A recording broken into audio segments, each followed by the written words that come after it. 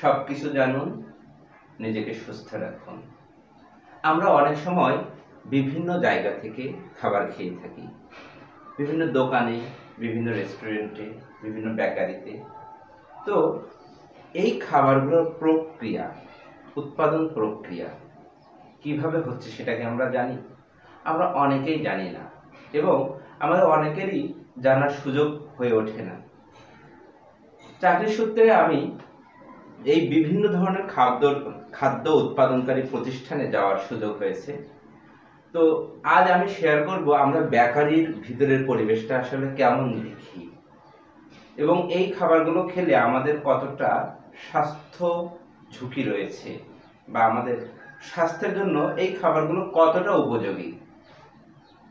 দেখুন, আজকের কথাই বলি। আজ একটি বেকারিতে গিয়েছি। বেকারিটি খুবই ছোট, কিন্তু সেই বেকারির ভিতরে গিয়ে দেখি যে তারা মিষ্টি তৈরি করছে। তো মিষ্টি তৈরি যেখানে করছে, মিষ্টির শিরাটা অন্তত মনে হয় 1 মাস আগে।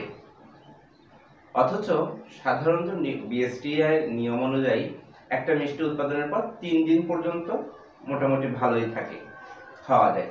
তো এই চিনির শিরাটা কালো হয়ে গেছে, তার ভিতর মানে ময়লা পচা আবর্জনা পড়ে আছে।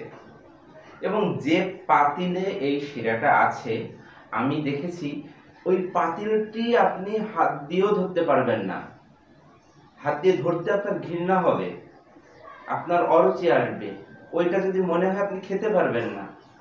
তো এবং তারা যে টেবিলটাতে তাদের খাদ্যপণ্য প্রস্তুত করে, ওই টেবিলে আমি দেখেছি অনেক ময়লা আবর্জনা, এমনকি পোকা, ছোট ছোট এরকম পোকা আছে না, নরম নরম যে পোকা, ওই পোকাগুলো কিলবিল করে হাঁটতেছে। তার উপরে ওরা মিষ্টি তৈরি করছে। এমনও দেখেছি যে পাউরুটি তৈরি করছে একটা বেকারিতে। পাউরুটি তৈরি করা শেষ, একটা বড় পোকা, লম্বা পোকা রোস্টেড হয়ে গেছে পাউরুটির গায়ে। অর্থাৎ তারা ওইভাবে ওটা দেখেই ওইভাবে ওটা জাল দিছে, অথবা তারা এগুলো তাদের কাছে স্বাভাবিক মনে হয়েছে যে না। কিন্তু আসলে এই খাদ্যগুলো আমাদের জন্য কতটা উপযোগী, আমাদের সুস্বাস্থ্যের জন্য, আমরা সুস্থ থাকার জন্য এই খাদ্যগুলো খাওয়াতে আদৌ আমাদের উচিত হচ্ছে? আমাদের অবশ্যই উচিত। আমরা যেখানের পণ্য খেয়ে থাকি, সেই পণ্য উৎপাদন প্রক্রিয়াটা আমাদের সচক্ষে দেখা। এবং এই বেকারিগুলোতে আরো একটা বিষয় দেখি, তারা বিভিন্ন ধরনের কেমিক্যাল ব্যবহার করে। বিশেষ করে কালারের জন্য যে রংটা ব্যবহার করে তারা, সেই রংটা কিন্তু ফুড গ্রেড না। আমাদের পোশাকে যে রং দেওয়া থাকে, রং আমরা ব্যবহার মানে সুতায় বা ডাইং এ যে সমস্ত রং ব্যবহার করা হয়, সেই সমস্ত রঙই দেওয়া হচ্ছে কিন্তু এই খাবারে। আবার এবং আমার পেছনে ব্যাকগ্রাউন্ডে আপনারা কিন্তু দেখতে পাচ্ছেন যে আমাদের বিভিন্ন কার্যক্রমের যে আমরা যা পেয়ে থাকি বিভিন্ন জায়গায়। আবার তারা হাইড্রোস নামে একটা কেমিক্যাল আছে, যেটা অতি পরিষ্কার, এইটা সরাসরি খাবারে মিশিয়ে আমাদেরকে খাওয়াচ্ছে। এছাড়াও বিভিন্ন অননুমোদিত অজ্ঞাত কেমিক্যাল তারা আমাদের বিভিন্ন খাবারে দিচ্ছে। তারা অনেক জায়গায় দেখি খাবারের ঘ্রাণের জন্য তারা পারফিউম ব্যবহার করতেছে, আতর ব্যবহার করতেছে।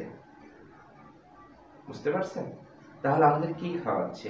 এজন্য আমরা অবশ্যই যখন বাহিরে কিছু খাবো, অবশ্যই যে প্রতিষ্ঠানে উৎপন্ন সেই প্রতিষ্ঠান সম্পর্কে ভালোভাবে জেনে বুঝে খাবো।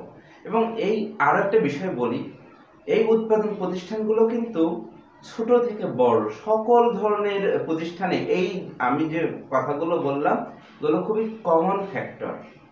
এবং তাদের পরিচ্ছন্নতা তো তাদের নাই, খুব মোটেও নাই। মানে দেখলে অনেক সময় দুর্গন্ধ ছড়িয়ে পড়ে তাদের সেই উৎপাদন কারখানা থেকে। তো যাই হোক, ভিডিও দীর্ঘ করব না। আমি যতটুকু বলার যে আসলে তাদের ভিতরের পরিবেশগুলো কেমন, এটা আমাদের জানতে হবে। তো সবাই ভালো থাকবেন, সুস্থ থাকবেন, এবং কোথাও কোনো অনিয়ম দেখলে অবশ্যই আপনার নিকটস্থ আইন প্রয়োগকারী সংস্থার সাথে যোগাযোগ করবেন। সবাই ভালো থাকবেন, সুন্দর থাকবেন। সকলের সুস্বাস্থ্য কামনা করে আজকের ভিডিও এখানে শেষ করছি। ধন্যবাদ।